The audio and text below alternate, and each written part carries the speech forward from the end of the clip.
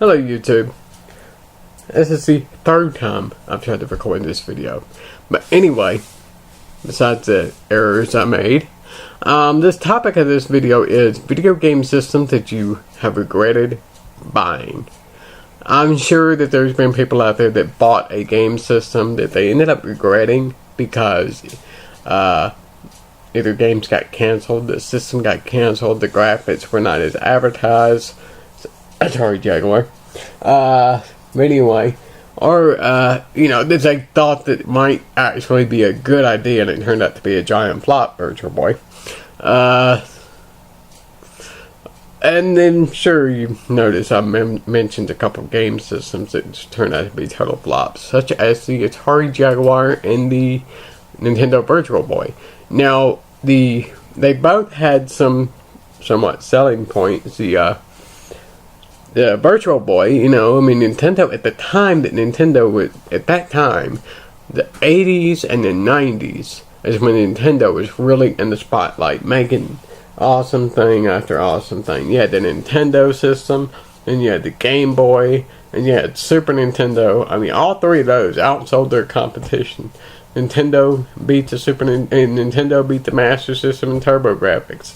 Super Nintendo was beating the Sega Genesis, and the Game Boy was beating the Atari Lynx and the Game Gear. Pretty much everything Nintendo did, they were, making big sales, great games, and all that. So everybody, they were sitting here thinking, oh, the Nintendo's so great, the Super Nintendo's so great, the Game Boy's so great, and had great libraries. Then Nintendo comes out with the Virtual Boy. It's pseudo 3D thing that gives you headaches when you play it.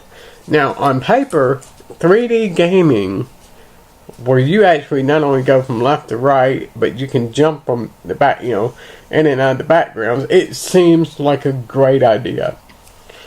And had the Virtual Boy, had they actually done more for this thing, even if it cost more to sell the system, virtual reality gaming at that time was where they were headed, and the concept was great.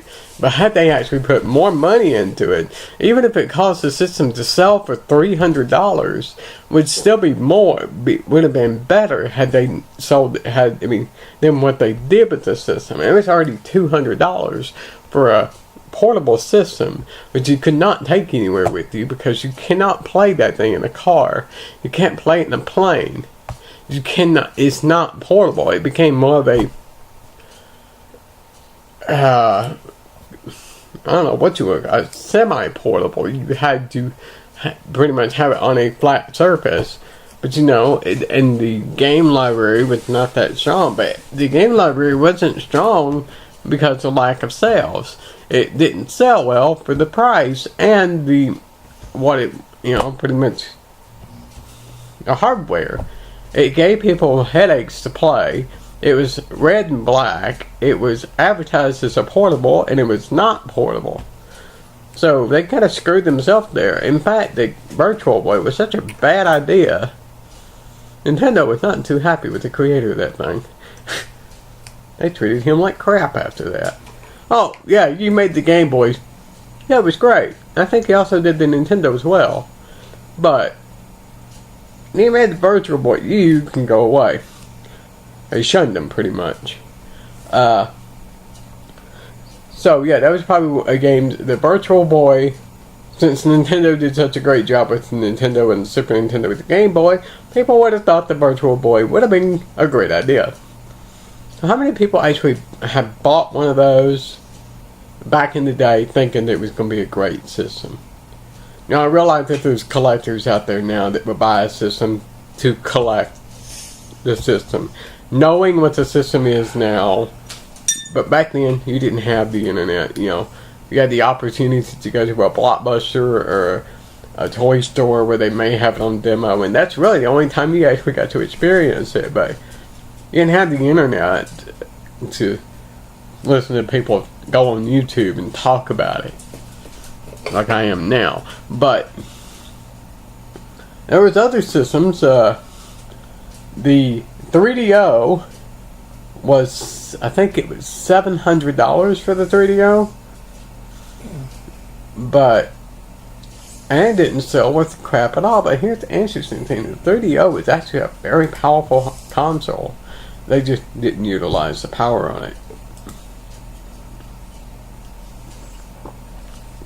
The 3DO is actually more powerful than the PlayStation.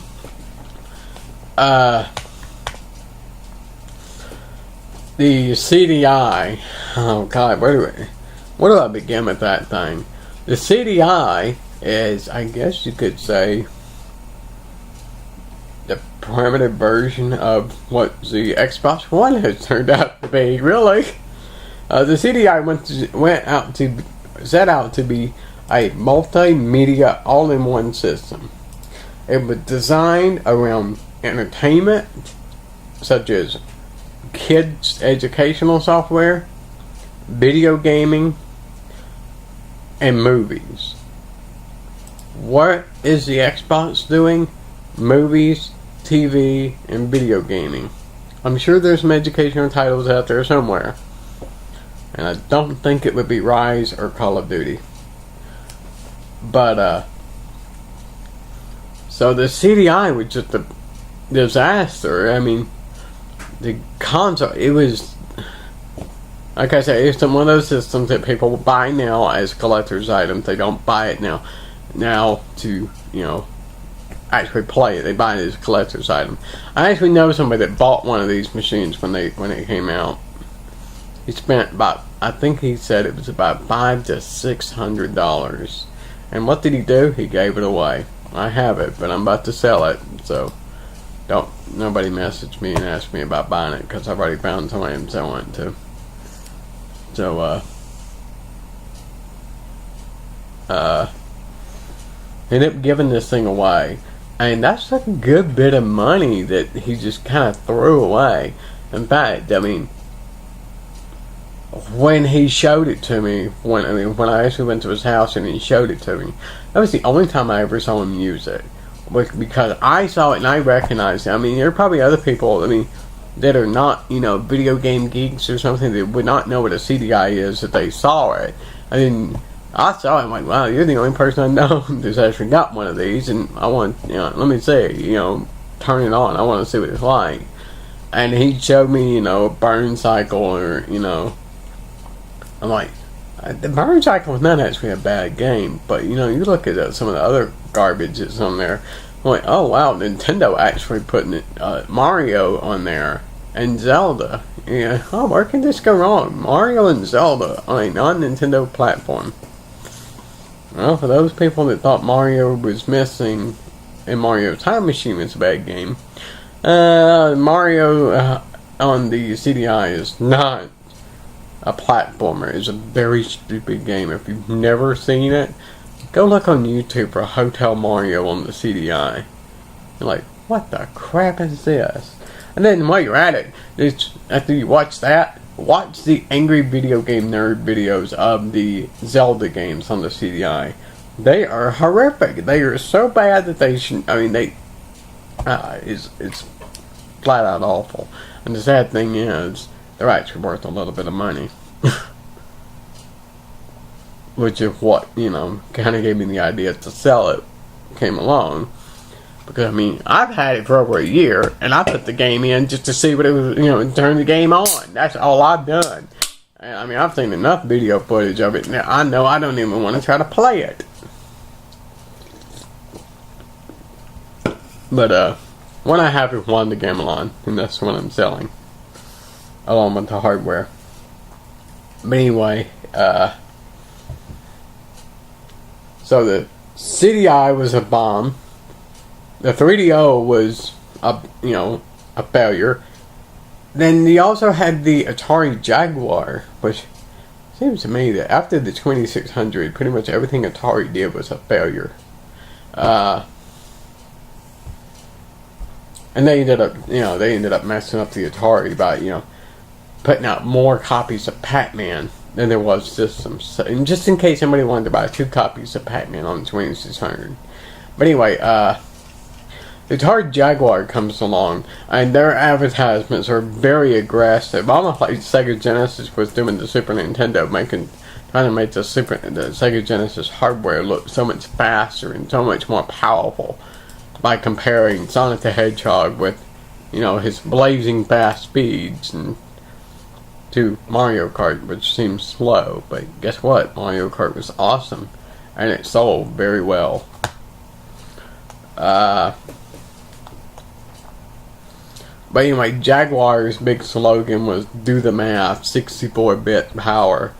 But if you look at the system and you look at the games, most of that stuff is stuff that you could easily do on a Super Nintendo. I mean, look at Kart Racer, that Atari Karts, or whatever it's called, that Super Mario rip-off type game.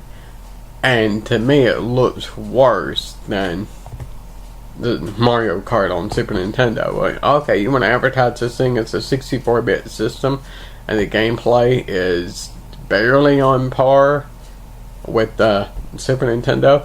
Oh, well, it had Doom. Well, so did Super Nintendo. It had Primal Rage. Well, so did Super Nintendo.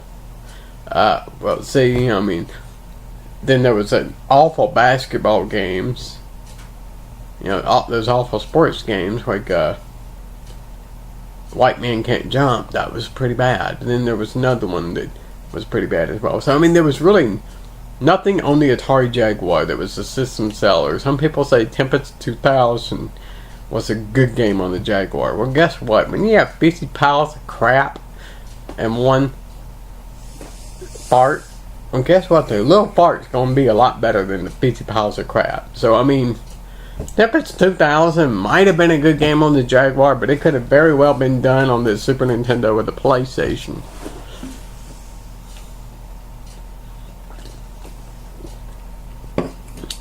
So, the bad systems that I've covered on here are the Virtual Boy, the Atari Jaguar, the CDI, and the 3DO. All of those suffer from bad sales. And another system that suffered from bad sales, Sega's 32X. That was, I can kind of see why the 32X would be so horrible. Because when you take it, the Sega Genesis was already at the end of its lifespan. The Sega Saturn was already being talked about. Then they released, then the Sega CD, the Sega CD had already been released and didn't do well at all. And that was the add-on for the Sega Genesis that used its own power supply. Then they turned around and came out with the Sega 32X. Like, another add-on for the Sega Genesis that uses its own power supply. This cannot be good. And there's only like 40 games on the Sega 32X. Sega 32X only sold like 655,000 units, which is about 3 times, more than double that of the Atari Jaguar. So yeah, the Jaguar sales were awful. But anyway, enough of me rambling about these different systems. If there's ever been a game system that you bought that would just, you wish you had never bought it, put it in the comments below. Bye for now.